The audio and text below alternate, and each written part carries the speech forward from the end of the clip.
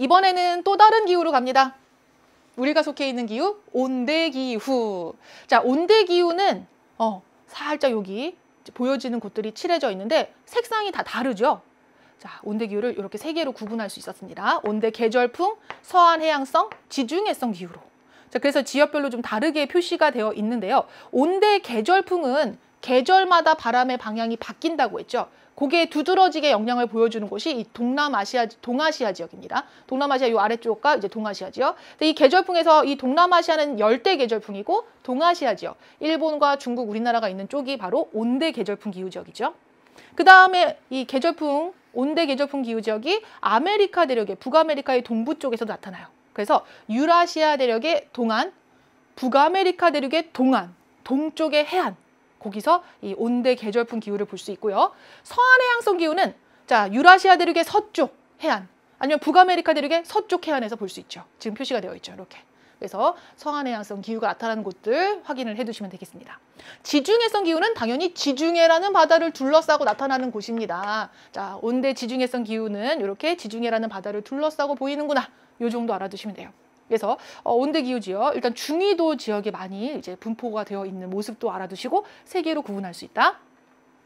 자, 그러면 온대 기후 지역 중에서도 온대 계절풍부터 살펴봅시다. 우리가 속해 있는 온대 계절풍. 요 지도 익숙하죠, 여러분들? 학교에서도 요거 많이 봤던 친구도 있을 것 같아요. 초등학교 5학년쯤 배우나요? 6학년쯤 배우나요? 우리나라의 이제 기후 특징을 배우면서 요 바람의 방향이 바뀌는 요 지도를 본 친구들이 있을 것 같아요. 그래요. 계절풍은 여름과 겨울 바람의 방향이 다른 곳에서 불어옵니다. 그 이유는 지난 시간에 쌤이 얘기했잖아요. 대륙과 바다는 온도가 올라가고 가열되고 또 식는 속도가 다르다고 했어요. 자, 그것 때문에 공기에 그런 이제 모여있는 정도, 고기압, 저기압 들어보셨죠? 그죠? 공기 덩어리가 이제 잔뜩 모여있는 그런 고기압, 또는 이제 공기가 많이 이렇게 많이 흩어져 있는 저기압, 그런 게 달라지게 되고, 실은 바람은 요것만 기억하시면 돼요. 공기가 많이 모여있는 고기압에서 공기가 부족한 저기압으로 바람의 방향이 흘러 들어갑니다. 고기압이 형성되려면 기온이 낮으면 돼요. 그래서 상대적으로 기온이 낮은 곳이 고기압이 돼요.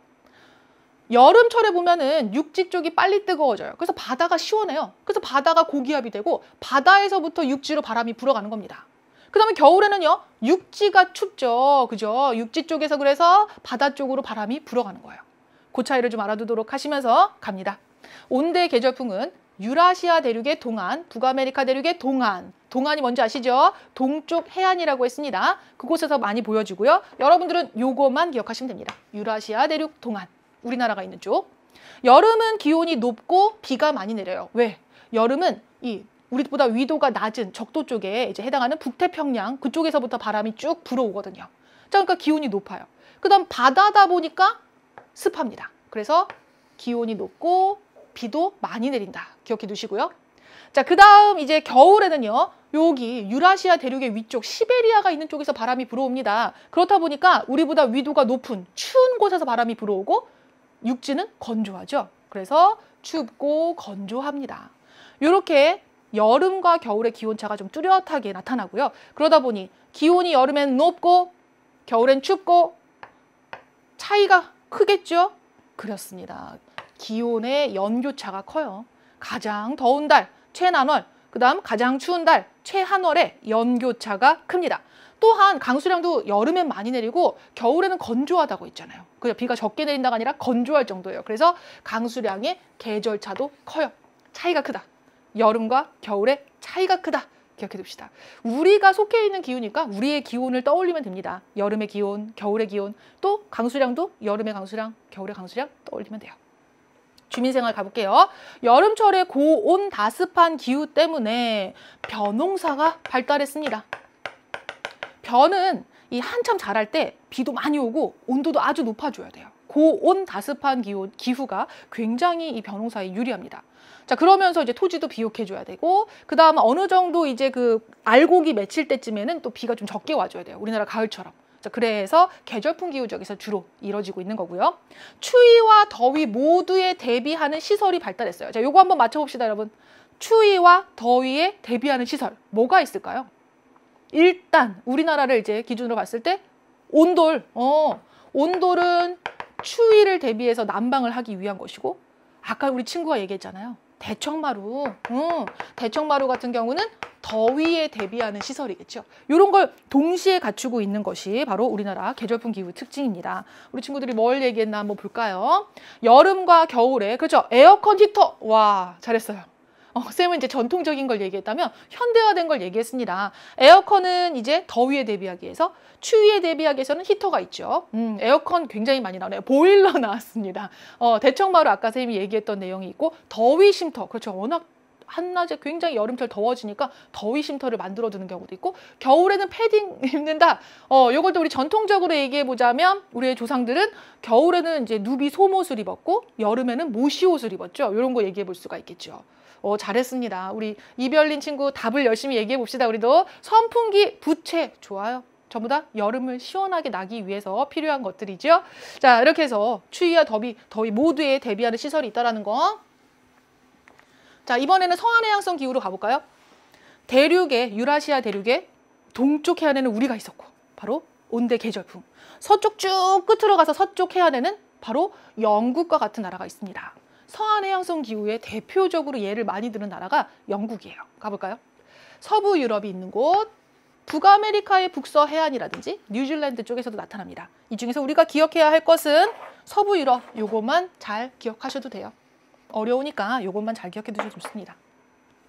자, 특징 갑니다. 여기에는 영향을 미치는 게, 우리는 계절풍이니까 계절풍의 영향을 받았잖아요. 근데 여기는 편서풍이라는 바람이 또 영향을 줘요. 그리고 난류. 편서풍은 지구상의 중위도에서 항상 서쪽 편에서 불어오는 바람을 말합니다. 우리도 불어와요. 우리는 봄에 영향을 미치죠. 그래서 봄에 서쪽에서 바람 불어서 황사의 영향을 받게 되잖아요. 중국을 지나오는 서쪽에서 이렇게 불어오는 바람이니까 막 모래와 흙도 같이 날아오는, 그게 바로 이 편서풍의 영향을 받아서인데, 대신에 여름과 겨울에 우리는 계절풍이 워낙 강하니까 그 여름, 겨울과 같은 계절에는 영향을 미치지 못하는 거죠. 근데 서한해양성 기후, 이 서부 유럽에 위치한 곳들은 그렇게 영향을 미치는 강한 바람이 없다 보니까 항상 1년 내내 편서풍이 영향을 줘요. 근데 이 편서풍이 불어오는 쪽에 바로 북대서양 난류라고 하는 따뜻한 해류가 흐릅니다. 그러니까 따뜻하고 좀 스비운한 바람이 불어오는 거죠. 자, 기온의 연교차가 그래서 작아요.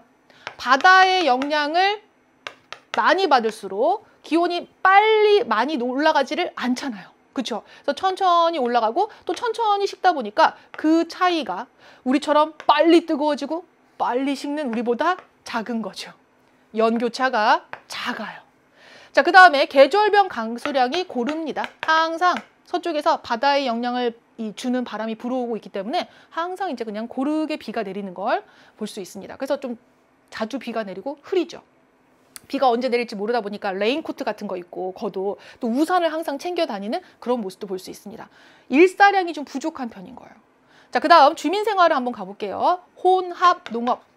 벼농사를 짓기가 불리합니다. 자, 그래서 밀이라든지 호밀과 같은 그런 작물을 재배를 하는데 그것만으로는 또 배가 다 부르지 않고 대신에 풀이 잘 자라거든요. 초지대. 좀 서늘하고 이제 비가 좀 이제 잘 오는 그런 이제 기온이 풀이 자라기 좋고, 요 풀 뜯어먹는 소 키우기가 좋은 거죠. 그래서 가축을 이제 키울 수 있도록 초지대가 많이 형성이 되니까 가축을 키우고 그와 함께 이 곡물을 키우는 농업을 같이 해요. 그래서 혼합, 섞었어요. 혼합 농업이 발달했고요. 자, 그 다음 대도시 주변에서는 꽃이라든지 채소를 키우는 원예 농업, 그 다음에 젖소를 통해서 우유를 얻고 이걸 가공해서 치즈라든지 아니면 뭐 요구르트라든지 이런 유제품을 얻는 낙농업이 발달해 있습니다. 또한 맑은 날이 되면은 워낙에 흐린 날이 계속되는 경우가 많으니까 맑은 날 보기가 쉽지 않잖아요. 맑았다. 그럼 사람들 다 막 공원에 나옵니다. 햇볕 좀 쬐야지. 그래서 다들 일광욕을 즐기고 있는, 햇볕을 쬐는 걸 일광욕이라고 하죠. 그래서 햇볕을 쬐면서 일광욕을 즐기는 그런 사람들을 정말 쉽게 볼 수 있어요. 우리는 아니잖아요. 우리는 햇볕, 어머, 선캡. 그래서 모자도 잔뜩 해서 막 얼굴까지 내려오는 걸로 가리고 막 손목에도 막 이렇게 감싸는 막 장갑까지 끼는. 그래서 햇볕을 좀 차단해서 이렇게 좀 지키려는, 피부를 지키려는 그런 시도를 많이 하는데, 여기는 워낙에 햇볕 보기가 좀 어렵다 보니 많이 이제 흐린 날이 많다 보니 이렇게 일광욕을 즐기는 모습을 볼 수 있습니다. 벽난로. 1년 내내 흐리고 습하다 했죠. 그래서 이런 습기를 제거하기 위해서 집안의 벽난로를 또 이제 해서 따뜻하게 온기를 제공하면서 축축한 습기는 없애주고요. 하천 교통이 또 발달했습니다. 여기 연교차가 작다고 했잖아요. 바다 영향을 많이 받아서 겨울에도 기온이 많이 떨어지지 않는다는 거거든요. 그래서 강이 안 얼어요. 거기다 또 1년 내내 일정하게 고른 이제 그런 강수량을 가지고 있다 보니 강물이 흐르는 양도 일정합니다. 그래서 배를 이용해서 이곳저곳 다니기가 굉장히 수월한 거죠. 수운교통이라고도 합니다. 수운, 물이 운반해주는 그렇죠? 그런 교통. 요게 발달했다라는 걸 알아두시면 되겠습니다. 자, 다음은 이제 지중해성 기후로 가봅니다. 지중해성 기후는 이제 지중해 연안에서 나타나고요. 남부 유럽 쪽, 그리고 북부 아프리카 쪽, 그다음에 미국의 캘리포니아, 오스트레일리아의 남서부 쪽에서도 살짝 보여집니다. 하지만 우리가 외워야 될 건 첫 번째, 지중해 연안을 잘 기억합시다. 자, 지중해 연안은요, 여름에는 기온이 아주 높고 강수량이 적어요. 왜냐하면 지중해 바다 아래쪽으로 북부 아프리카에 그 아열대 고압대라고 해서 사하라 사막이 있는 쪽, 이렇게 생각하시면 됩니다. 아주 온도는 좀 높으면서 건조한 그런 공기의 영향을 받거든요.